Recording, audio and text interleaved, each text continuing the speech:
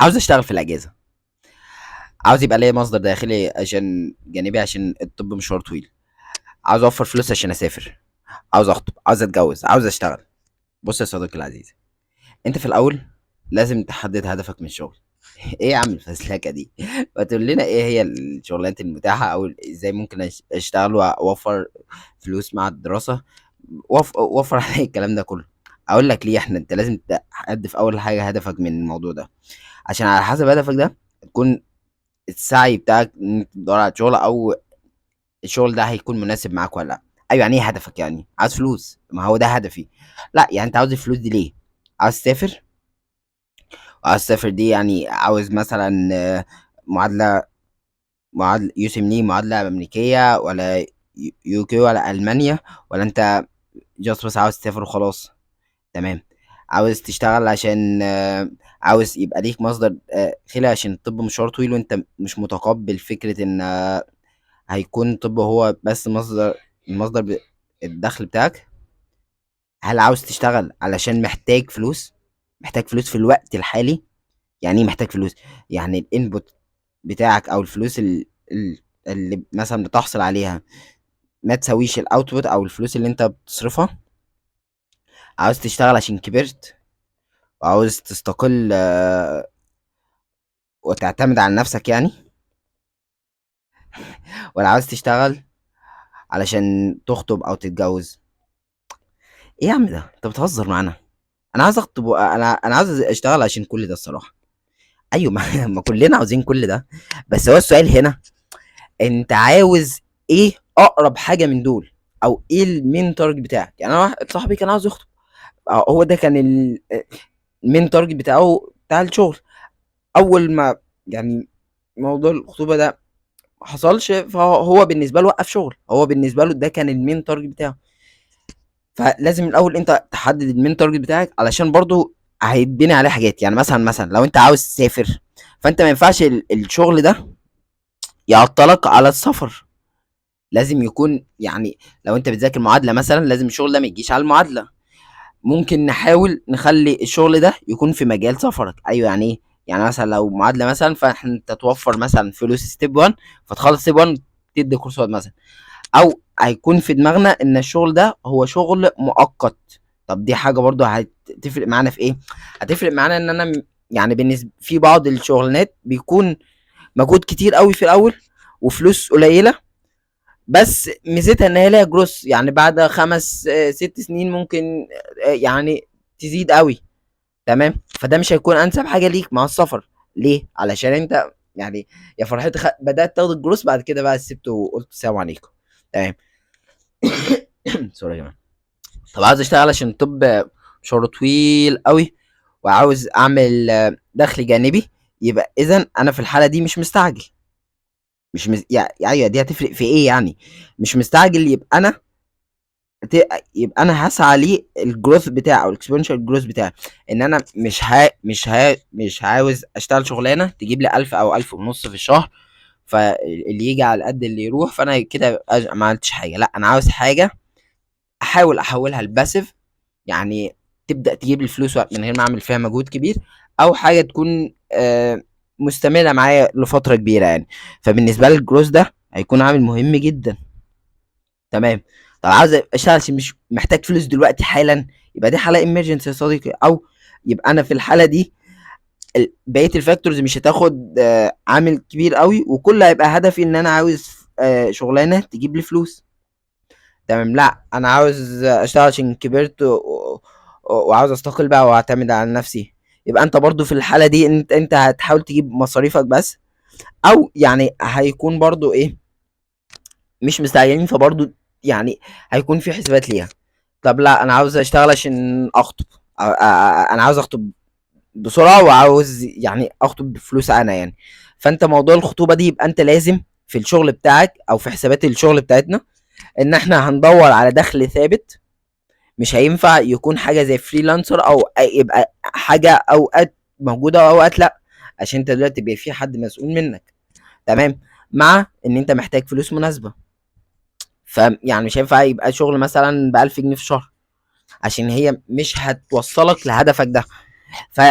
اول حاجه انت لازم بس تعملها في موضوع الشغل ده، انت عاوز تشتغل ليه؟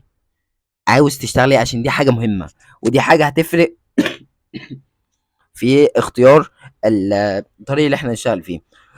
وطبعا لو عندك اسباب تانية غير دي يعني يا ريت تشاركني بيها يعني، بس دي معظم الاسباب.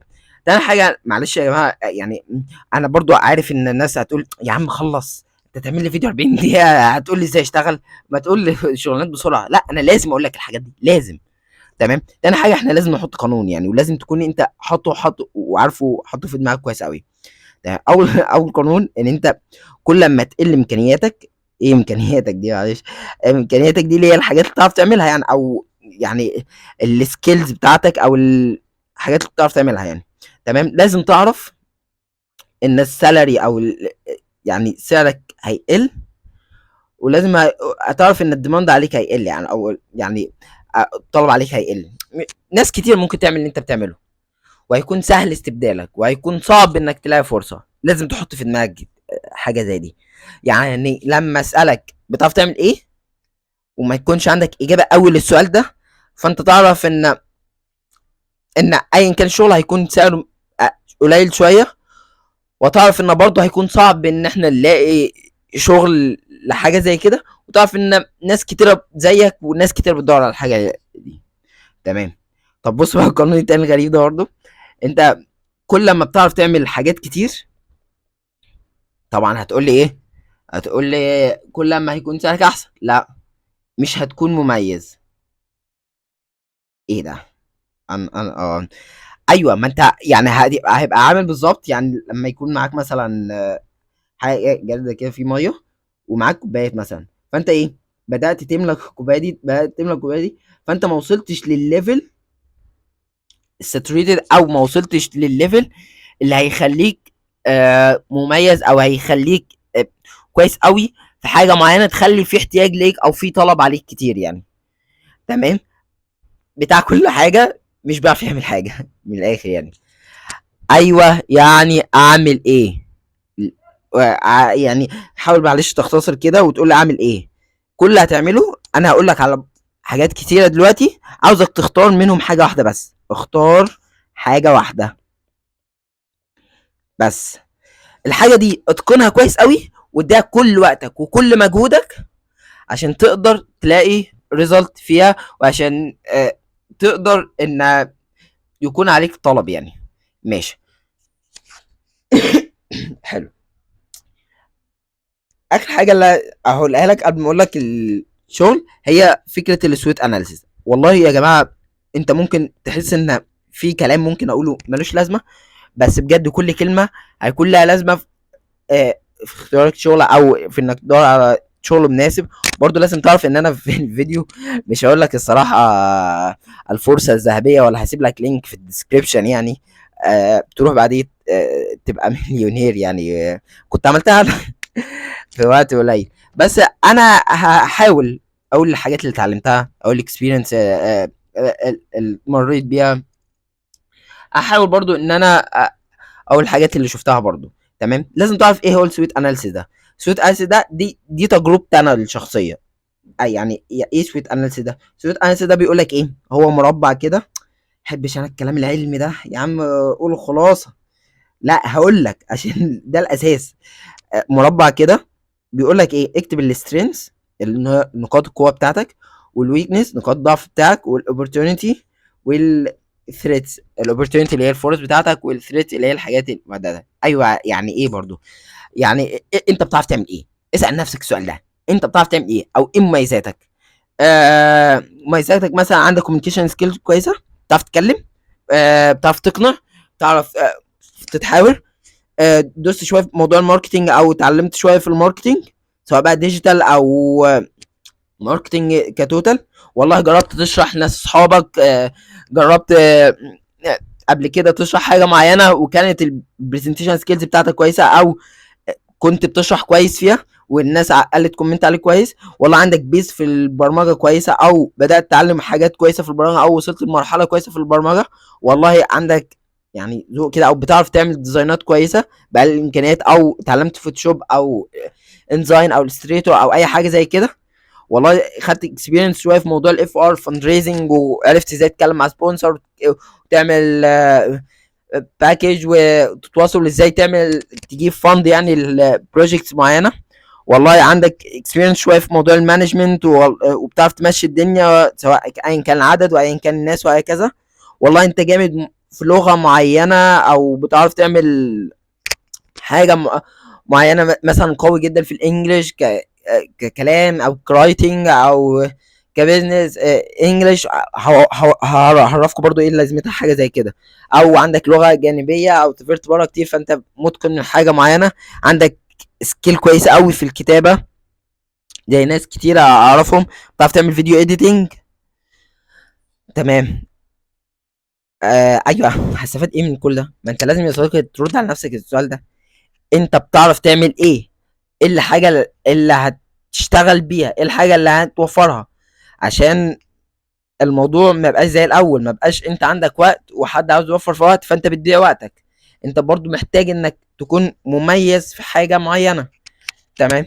طب ايه الاوبورتيونيتي دي؟ معلش، اللي هي الفرص اللي عندك. ايه الفرص اللي عندك؟ مثلا عندك علاقات كويسه قوي، عارف ناس في معظم المحافظات، عارف ناس بره مصر، عارف ناس بتشتغل في مجال الاستيراد والتصدير، عارف ناس مثلا عندها مصانع وتقدر توصلك بحاجات معينه، عارف ناس في المواصلات. علاقاتك او الناس اللي تعرفها حواليك تقدر تسهل لك ايه؟ هتقدر تساعدك في ايه؟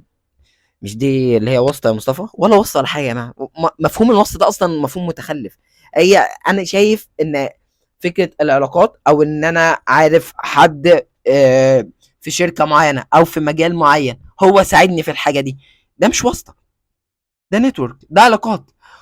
ومش لازم على فكره يكون بابي شغال في شركه، او عمه عنده مصانع او كده. لا، انت ممكن ناس اصلا، على فكره اكتر ناس ساعدتني هي ناس اصلا مش قرايبه او ما تعرفنيش قوي، هي جاست بس بتبقى معرفه، جاست ان هو بيكون شايف فيك ان هو انت شخص عندك اهداف وطموح وحاجات زي كده.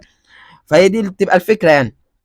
تمام. فانت النتورك دي هتفكر فيها كفريندز، اصحابك تشتغلوا في ايه، حوالين ايه يعني. يعني من ضمن الحاجات مثلا، انا يعني من ضمن الاكزامبل حاجات زي كده، انا عندي ناس صحابي من الهند يعني بحبهم جدا يعني. فانا يعني من ضمن الحاجات اللي بعملها كده، او من اول تعرف ما بيننا يعني، كنت بقعد مع اصحابي الهنود كده ادسكاس معاهم حاجات بيزنس. يعني اقول لهم ايه، انتوا شايفين ايه مثلا مصر محتاجاه وموجود في الهند ممكن نجيبه من الهند لمصر، او ايه المميز في مصر مثلا نوديه للهند من مصر للهند. طب انتوا شايفين ايه الحاجه اللي ناجحه في مصر لو رحت الهند هتكون كويسه؟ طب انتوا شايفين حاجه ناجحه في الهند ممكن تيجي مصر هنا تعمل حاجه كويسه؟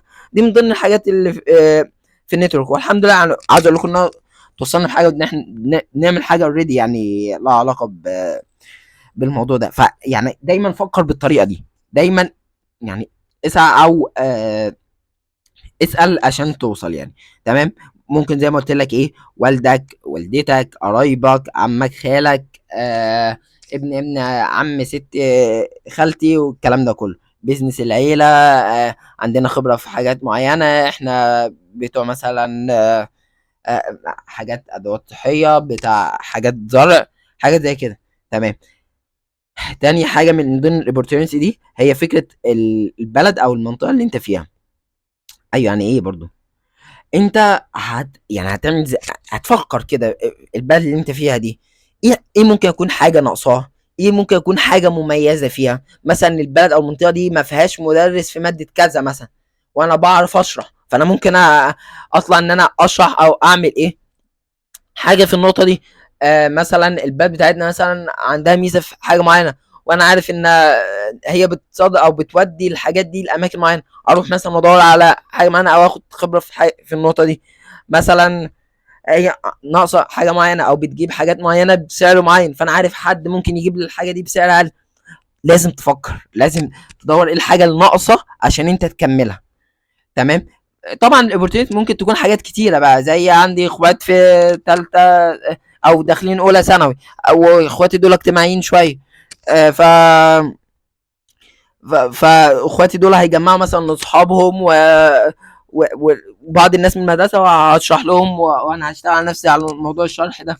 زي مثلا انا عارف كم واحد صاحبي مبرمجين، او كم واحد صاحبي بتوع ديزاين، فهنعمل مع بعض حاجه. دور على الفرص اللي معاك، مفيش حد ما عندوش فرص. تمام. يبقى انت هنا في الاوبورتيونيتي انت بتدور على الفرص، دور على المشاكل يعني. الويكنس والسترينث انت لازم تحطها في تو بي كونسيرنز. يعني ايه يعني انا مثلا من ضمن مشاكلي المواعيد، يبقى انا اخلي بالي في موضوع الشغل ده فكره المواعيد، ان انا بزهق بسرعه. فانا يعني اخلي بالي برضو ان انا ما اخليش في شغل ممل او شغل عدد فترات طويله. عندي مثلا مشكله في الالتزام، عندي مشكله ان انا مش بتعلم بسرعه، باخد وقت في الحاجه. فدي حاجات تو بي كونسيدرد يعني من ضمن الويكنس. من ضمن الثريتس مثلا الكليه، الكليه. فهي يعني الكليه انا، فانا مش بقدر اكون افيلبل دايما، مش دايما افيلبل. تمام. عندي ريستريكشن مثلا ان انا ما ينفعش اخر مثلا، او ان انا ما ينفعش اكون بره على طول. يعني محتاج ان حاجه برضو يكون نوعا ما في البيت، او يكون مثلا ايه حاجه تحط في الاعتبار ان انا مش هحتاج ان انا اكون بره وقت كتير. من ضمن الكونسيرن او ثريت مثلا في الفتره دي في البلد بشكل عام اللي هي فكره الاقتصاد. فانت القيمه الشرائيه قلت، فانت دلوقتي الناس القيمه الشرائيه قلت، فدلوقتي الناس نوعا ما بقت يا دوبك بتشتري. فانت محتاج تعمل حاجه must to have، مش nice to have. يعني ايه must to have؟ يعني حاجه لازمه. مش هعمل حاجه ممكن الاستغناء عنها ومش ناس كتير عاوزاها، او هي كويس ان هي تكون معاك بس مش لازم يعني، واعمل سعرها غالي قوي عشان برضو تكون حاجه sustainable يعني، او حاجه تكمل معايا. ايوه خلصنا خلاص. انا بس محتاج انك تعمل سويت اناليسيس مع نفسك ده، محتاج انك تفكر في الحاجات ومحتاج تحدد هدفك، محتاج تفكر في القانون او الحاجتين اللي انا قلت لك عليهم دول. ايوه بقى قول لي بقى هشتغل ايه بقى، قول لي. انا على فكره يعني برضه لازم اوضح لك حاجه. انا بنقول لك خبرتي، انا بقول لك اللي انا عرفته اللي انا شفته. ممكن اصيب وممكن اخطئ وممكن كمان يعني برضو ممكن ناس تسمع هقول حاجات كتيره دلوقتي، اقول لها يا مصطفى بس انت ليه ما اشتغلتش دي، ما اشتغلتش دي عشان مش مناسبه معايا، علشان انا اهدافي وعلشان انا طموحاتي وعشان انا حياتي مناسبه معايا الحاجات اللي انا بعملها اكتر. تمام. ماشي قول لي انا بقى، خلاص احنا اتكلمنا كتير كده، قول لي انا بقى ممكن نشتغل ايه. بص يا صديقي، لازم تعرف او تقسم يعني في دماغك كده ان انت لا اما هتقدم منتج لا اما هتقدم خدمه. تمام. كلام تاني حضانه. ماشي ايوه عايز ايه برضو. المنتج اللي هتقدمه ده هتدور على حاجه تقدمها. كلام بسيط عبيط برضه. عامل ايه برضه؟ يعني ايه مثلا؟ يعني مثلا من ضمن السويت اناليسيس بتاعك، عندي عمي او عمي يعرف ناس في مصانع فيقدر يوصلني بمصنع او حاجه جمله. فانا عارف ان انا هعرف مثلا اجيب تيشرتات او اجيب هوديز او اجيب آه، كوتشيهات او جزم او اجيب حاجات بنات يعني بسعر كويس جدا. فانا هقدم منتج في الحاجه دي وادور على المصنع او حاجه زي كده. انا مثلا عندي حد قريبي بيشتغل في الاستيراد التصدير، او عارف مثلا ايه ناس زي ما انت قلت كده بره مصر، او انا اصلا بسافر وبرجع دايما وشايف برضو ايه جاب كده، او شايف حاجه ممكن ايه اوديها او اوديها واجيبها يعني. تمام. فدي برضو ايه من ضمن الحاجات اللي ممكن تفكر فيها. استيراد ستادي انا مش بقول لك روح يعني انا هقول لك بالظبط تعمل ايه، بس انا بقول لك من الحاجات دلوقتي اللي ممكن تفكر فيها. تمام. موضوع الاكل، انا حد شاطر بعرف اعمل اكل كويس قوي، حلو قوي يعني. او بعرف اعمل حاجات يونيك كده اللي هي كب كيك، او حاجات جديده كده، او والدتي شاطره قوي في حاجه معينه. فانت الاكل ده ممكن تحاول تشتغل فيه بي تو بي. ايه اللي هو ايه اللي يعني بي تو بي؟ بي تو بي بزنس تو بزنس يعني. تدور على حاجات بيزنس، تدور على مطاعم تتفق معاهم مثلا والله قلت تعمل محشي خرافه فانا هروح اشوف اكتر من مطعم مثلا، او بعمل حاجه معينه مميزه انا اشوف اكتر من مطعم او ريستورانت مثلا، واتفق معاه ان انا اجيب له كميه معينه وهو يجربها وبسعر معين. او ان انا افتح حاجه اونلاين مثلا، سواء بيج بقى، او ان انا برضه اتفق زي ما مجزله او مع مثلا ايه كشك او حاجه معينه كده، ان انا ايه هسيب عندها الحاجات دي وتبيعها هي واخد كوميشن. تمام. فانا ممكن افكر برضو في حاجه ايه مع حاجه اونلاين مع الكلام ده. تمام. ممكن من ضمن الحاجات المنتجات دي اكسسوارات. ماشي. او حاجات هاند ميد، انا بعرف اعمل حاجات كويسه قوي في حاجه معينه. ودي برضو ممكن نفكر فيها بي تو بي، اللي هو ان انا ادور على يعني حاجات ابيع لها الحاجات دي بسعر جمله، بيزنس يعني، او تيك كده، او مثلا محل ممكن يشتري مني الحاجات دي، او ان انا اعمل اونلاين ستور، او ان انا ابيعها لاصحابي والناس اللي حواليا. تمام. فانت يعني هتفكر انت بتعرف تعمل ايه، او الناس اللي حواليك ممكن تقدم لك ايه، فانت تعمل دي. فاحنا قلنا هنا المصنع، انت مثلا احنا عايزين ندي اكزامبل واضح دلوقتي. عندك حد ممكن يوصلك لمصنع، او حد بيبيع مثلا عبايات مثلا او تيشرتات، فانت هتشتغل في التيشرتات، وعارف حد هيعمل لك ديزاين جامد قوي، والطباعه والتيشيرت كله هيكلفك مثلا 50 جنيه. تمام. فانت هتعمل هنا مثلا اونلاين ستور مثلا، او هتفتح يعني بيج اونلاين او اي كوميرس، هتبيع الحاجه دي. تمام. فكره الاستيراد والتصدير، والله انا عارف حد بيجي من بره، اخليه يجيب لي مثلا حاجات وهو جاي، واتفق مع ناس هنا تشتريها، او حد هنا ممكن يوفر لي حاجه، وحد بره عاوز حاجه، فانا اتفق واصدر له، واشوف ايه طرق الشحن المناسبه، واجرب اكتر من حاجه. ولو مثلا عمي او حد قريبي عنده مثلا ايه فاهم في السوق ده، هشتغل معاه شويه وهاخد منه اكسبيرينس، او اشتغل في اي شركه استيراد وتصدير هاخد منه خبره يعني في الموضوع ده يعني. وزي ما حكيت لك قصه يعني اصدقاء الهنود يعني، والبيزنس اللي احنا عملناه مع بعض يعني. تمام. فكره الاكل والاكسسوارات او ايا كان المنتج اللي هتقدمه، لازم دايما تفكر يعني. الصراحه برضو عشان انا بشوف ناس كتير قوي بتفتح حاجات كتير قوي برضو بتقف للاسف، علشان هي فكره الفاليو بروبوزيشن. يعني ايه فاليو بروبوزيشن؟ ايوه هتقول المنتج يعني اللي بنقدمه، لا، فاليو بروبوزيشن يعني انت بتقدم ايه للعميل. بتعمل ديزاين حلو، في تيست كويس، السعر بتاعك مظبوط، ايه الحاجه المميزه اللي انت بتقدمها للعميل. تمام. وهتفكر طبعا المنافسين يعني بتوعك. وعلى فكره برضو من ضمن الحاجات برضو اللي يعني في ناس تقول لك ايه، انا بفكرت في حاجه ما عنديش ليها ولا تنافس. على فكره ده اصلا حاجه تخوفك. ليه؟ ما انت معنى ان مفيش منافس، معنى ان في ناس جربت قبلك وفشلوا، او او ان الحاجه نط يعني مش صح، او يعني سوقها مش كبير اصلا. فدي برضو حاجه ناس هتقول لي طب ماشي، يعني انا كده افرح لما يكون عندي منافسين كبار او كتير؟ يعني هي مش تفرح ولا تزعل، بس انت الفكره ان انت تفكر يعني دايما هتعرف تتميز عنهم ازاي. فكره المنافسين دول، وهتعمل او هم بيقدموا ايه وباسعار ايه. وما تخليش دايما سعر هو الميزه بتاعتك. يعني ما تقولش ايه مثلا المنافسين بيبيعوا ب 150 فانا هبيعه ب 120 وبقدم نفس الحاجه. هتقع هتقع ومش هتستن على اساس الحاجه دي. زي ما قلت لك لازم تحط ميزه تنافسيه ليك، او يكون في حاجه مميزه انت بتقدمها مفيش حاجه حد تاني بيقدمها. والكلام طبعا الجنرال ده اللي هو تعمل خطه تسويقيه، وتعرف انت هتجو تو ماركت ازاي، وازاي تعمل بروباجندا والناس تتكلم على المنتج بتاعك يعني، وازاي تعمل ستوري ورا الموضوع ده. يعني حاجات هي ادفانس او مش وقتها دلوقتي، بس هي الفكره كلها ايه، انت لو معاك منتج كويس او لو بتقدم حاجه كويسه، كل حاجه صراحه تكون ايه سهله يعني. فانت الموضوع ده كله بيختصر فيه دور واقعد مع ناس واسال ناس واتكلم مع ناس. يعني انا ممكن اكون نازل من البيت كده، رايح فين يا مصطفى؟ انا رايح اقابل واحد صاحبي، او رايح اقابل حد لسه متعرف عليه. جاست احنا قاعدين كده بنفكر بس ايه الميزه اللي عندي او ايه الميزه اللي عنده، وممكن ندمجهم مع بعض، او ايه المنتج اللي ممكن ندور عليه ان احنا ايه حاجه نقدمها، او ايه المشكله، او ايه الحاجه اللي احنا لاحظناها اللي ممكن نشتغل عليها يعني. فانت محتاج تعمل حاجه زي كده.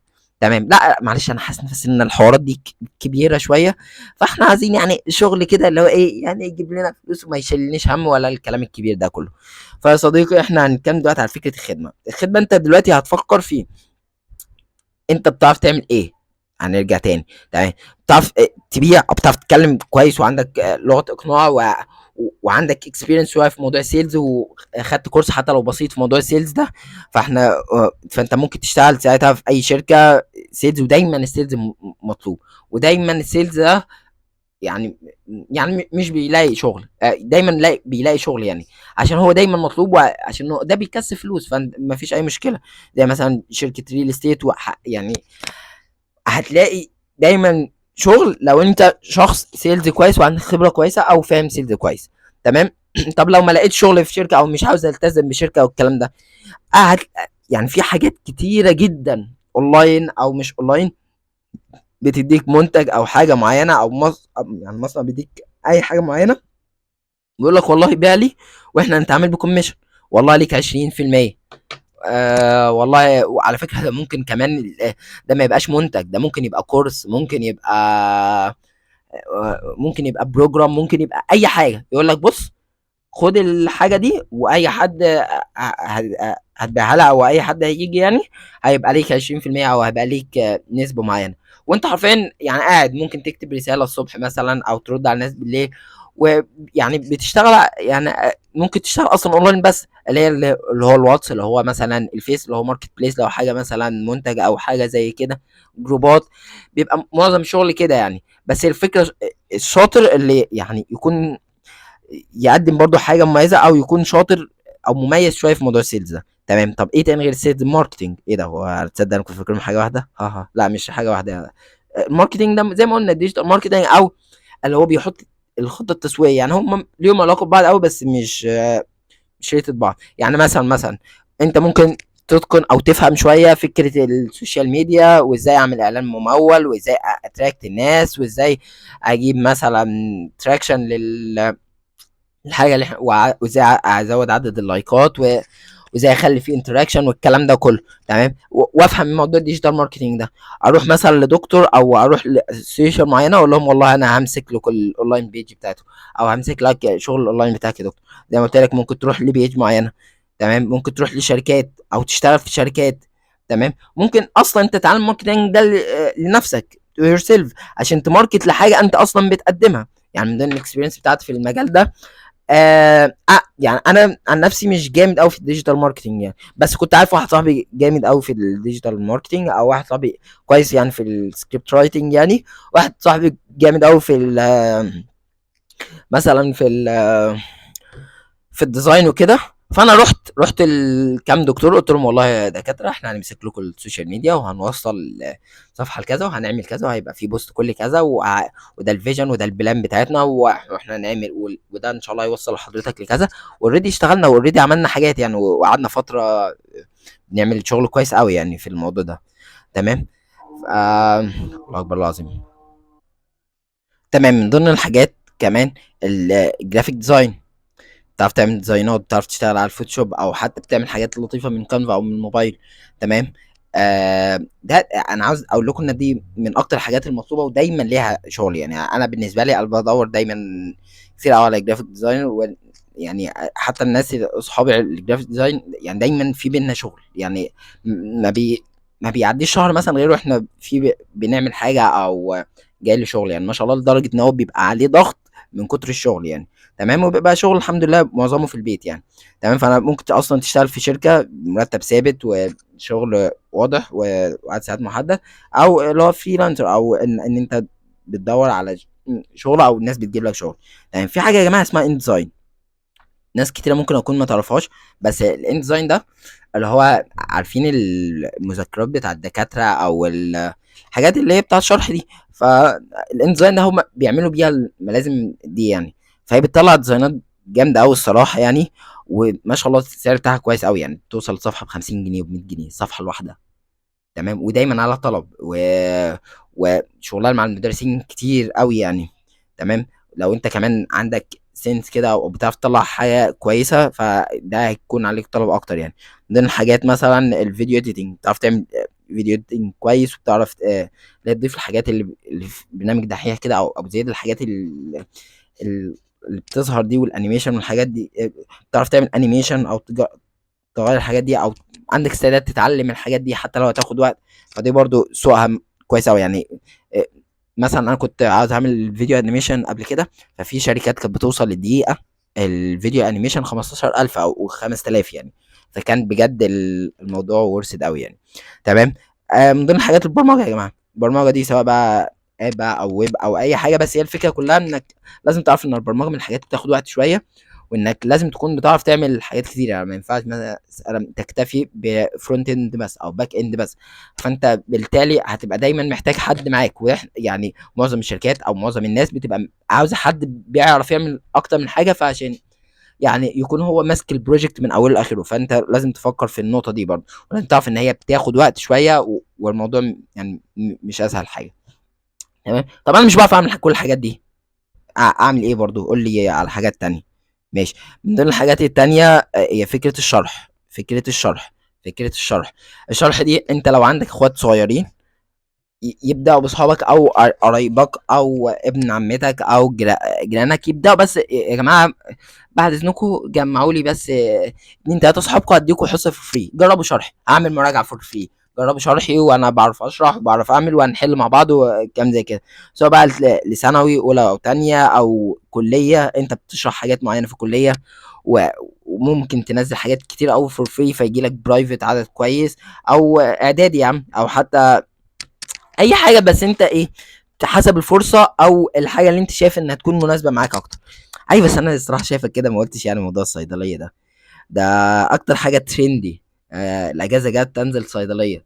بص انا وجهه نظري في الموضوع ده ان الصيدليه مش افيد حاجه بالنسبه لطالب الطب. ازاي انا بحفظ الادويه وبتعامل مع عيانين؟ يا صديقي العزيز، انت كدكتور انت بتبقى محتاج تاخد هيستوري وتدياجنوز، وبالنسبه لك اصلا حتى لو عرفت الماده الفعاله بس اوكي يعني.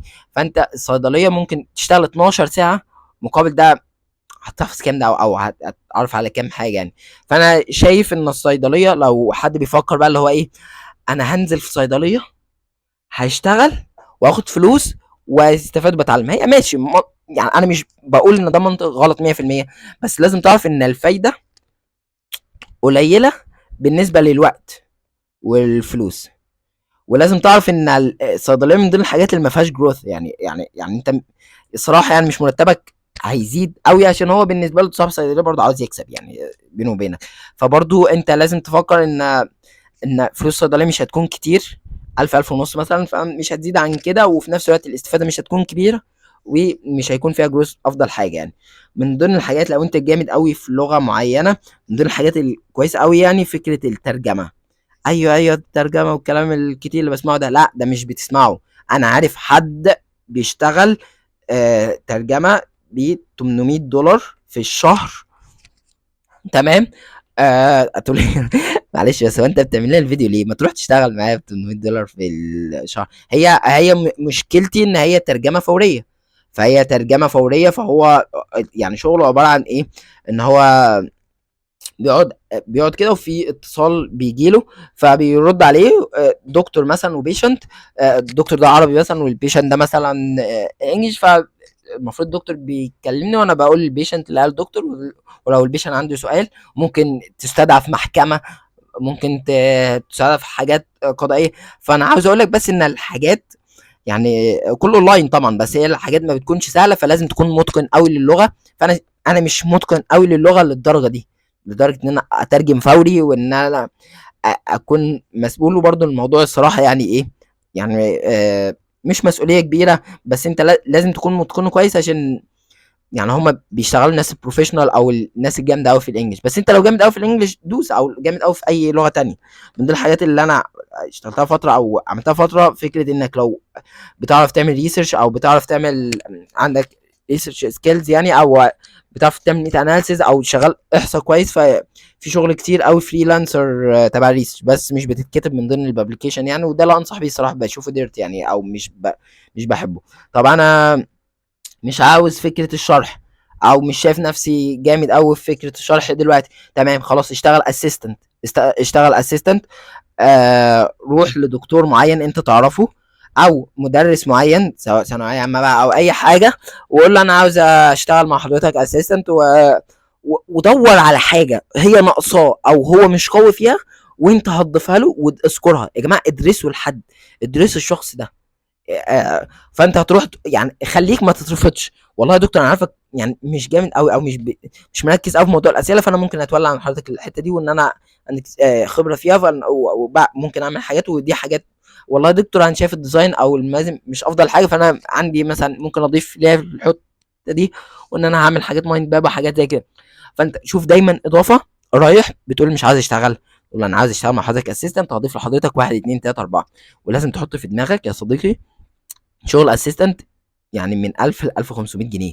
فبرضه مش هو مش بيبقى فلوس كتيره، بس الصراحه من ضمن المميزات والحاجات اللي تذكر ليه يعني ان هو مش هارد وورك. يعني ممكن تعمله في اي وقت، يعني ممكن تعمله مع الدراسه، ممكن تعمله مع حاجات كتيره تاني. فالموضوع بيبقى يعني الصراحه يعني تقدر توازنه مع الكليه شويه يعني، بس ما بيبقاش فلوسه كتيره. فطبعا على حسب هدفك. طب من ضمن الحاجات اللي ممكن تعملها عشان وقت الفيديو يا رب الناس تسمعه، هي فكره الميديكال ريب. ايه الميديكال ريب دي؟ انك بتروح تشتغل مع شركات ادويه و بتسوق لدواء معين. بس انت عشان تشتغل ميديكال ريب او تلاقي فرصه بسهوله يعني، دور على منطقه ما يكونش فيها ايه ميديكال ريب كتير. اعرفها منين دي؟ انت دايما يعني خليك متابع على لينكد ان، واسال الناس وادخل الجروبات بتاع الميديكال ريب. واعرف بس ان الشغل يعني صراحه يعني بيكون مجهد شويه، انك بتفضل تلف على دكاتره. وبالنسبه لي يعني مش بيكون الطف حاجه بالنسبه للشخص، بس فلوسهم بصراحه بيكون كويسه يعني. وبيبقى في تارجت معين لازم توصله في الشهر، فانت لازم دي كلها حاجات تو بي كونسيرن. ممكن تروح لمكتبه معينه لو انت بتعمل ملخصات مثلا، او بتعرف تعمل حاجات معينه كده للدفعه، وتعرض عليهم انك تعمل حاجه معينه للدفعه. تمام. زي ما قلت لك قبل كده، انت ممكن تفتح اونلاين ستور، تمام، او اي كوميرس، تبيع فيها مثلا حاجة معينة، تجيبها جملة مثلا، او او تبقى عارف حد مثلا معين يوصلك بحاجة معينة، تمام، او حاجة تجيبها من بره مصر مثلا. تمام. عندك مهارة معينة سواء لها تعرف ترسم، او تعرف ترسم ديجيتال كمان. انا عارف واحد في طب، بس مش فاكر طب ايه بالظبط، هو بيرسم ديجيتال كويس قوي، بيعمل رسمة حوالي 250 جنيه، بتاخد منه حوالي 4 ساعات يعني، وما شاء الله بيجي له شغل كويس يعني. وده يعتبر من الحاجات الفريلانس. حد بيعرف يرسم عادي بقى له رصاص يعني. دور على مهاره وسوق لها. انت بتعرف تعمل يا عم؟ ما عنديش مهاره، ما خلاص ما احنا قلنا حاجات كتيره تاني انت ممكن تعملها. تمام. طب انا الصراحه يعني مش مانعيني قوي كل الحاجات دي يعني. انا عاوز اعمل بيزنس بتاعنا. لازم تعرف ان لازم تعرف كلمه اون بيزنس دي او البيزنس بتاعك انت، ان انت هتقعد وقت كبير. لازم تحط في دماغك الحاجات دي. وهاي يعني ايه وقت كتير؟ يعني وقت كتير تشتغل من غير ما يرجع عائد. وهاي ريسك، يعني انت ممكن تقعد تشتغل 6 شهور ومن اخر البيزنس يفشل، فانت ال6 شهور دول ايه؟ راح.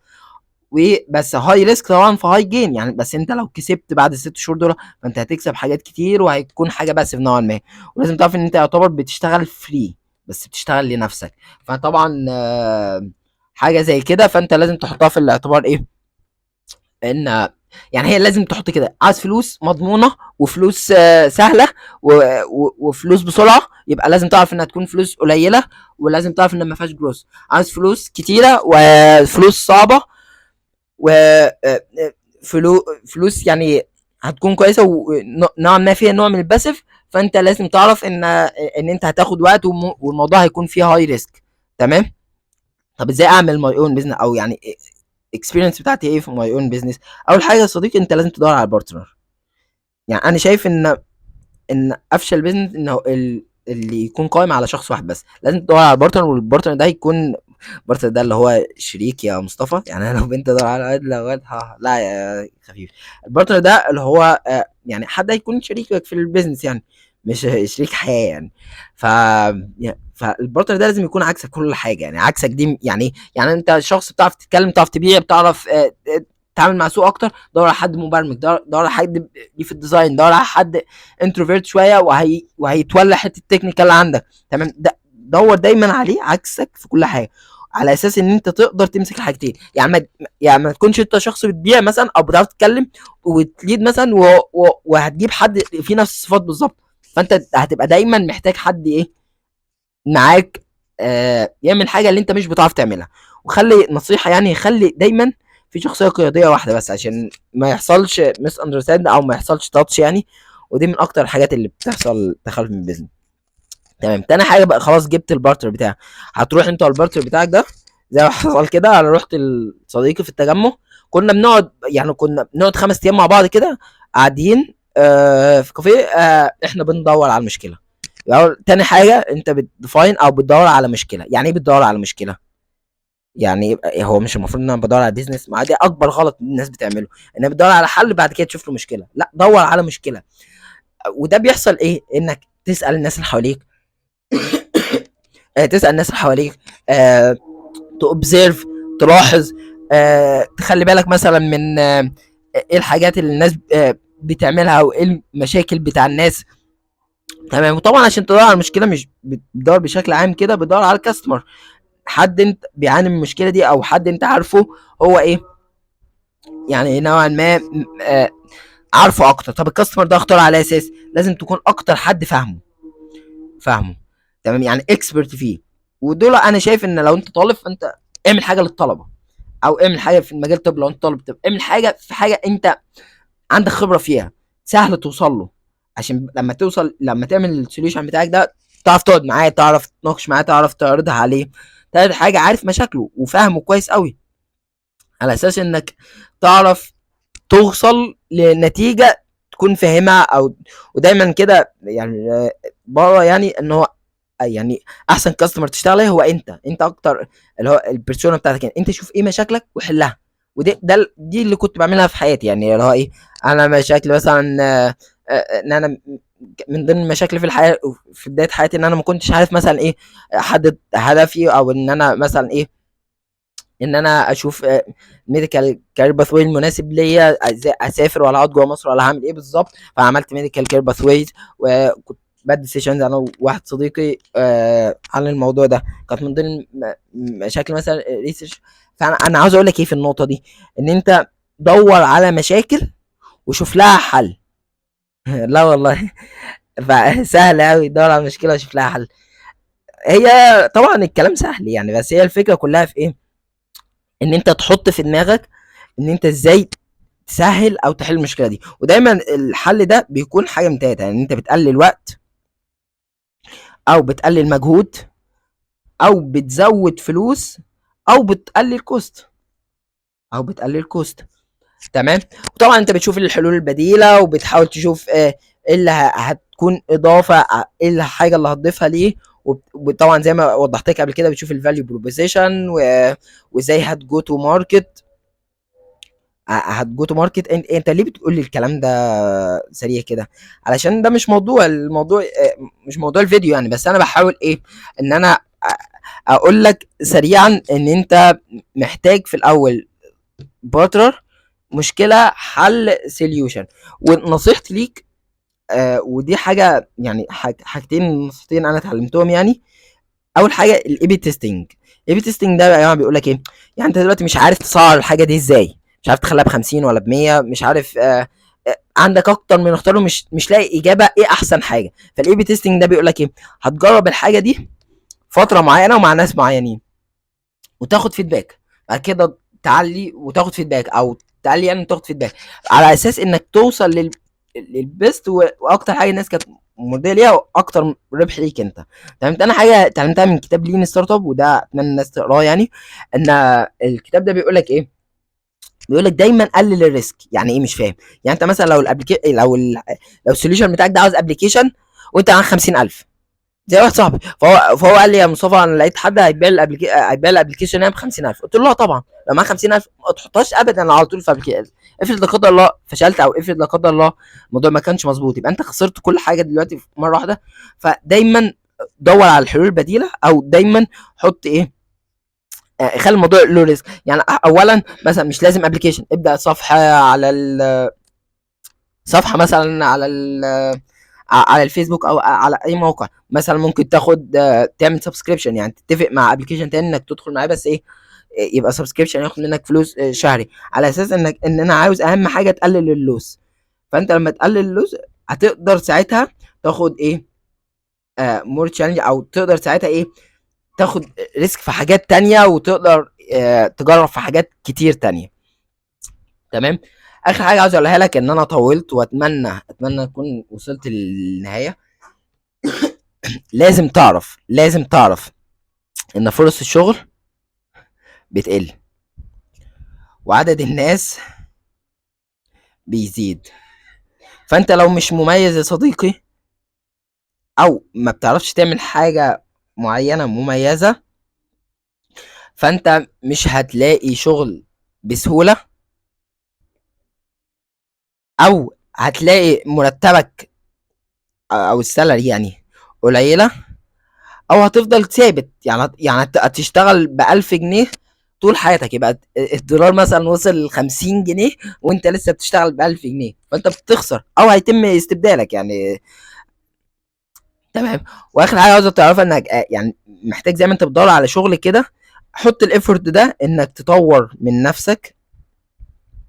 تمام. او تطور من سكيل معينه عندك يعني. واكسبوجر، انا عمري في حياتي ما كنت قاعد وجات لي رساله كده في، او جاي الاعلان كده في شغل، في فرصه شغل كذا. لا، انا عمري ما اشتغلت كده يعني. انا كانت دايما انا باكسبوجر، بقابل واحد بعمل كده مش عارف ايه، هوبا تيجي ايه، فرصه هنا، هوبا تيجي تيجي هنا، تيجي فرصه هنا. فاللي انا عاوز اقوله ايه، ان الفرصه اللي هنا دي عمرها ما كانت هتقابلك هنا الا لو انت رحت كل ده او سعيت او اتحركت ده. تحرك فانت لست شجرة وليس سافل. شكرا، اللهم استخدمنا وتستبدلنا.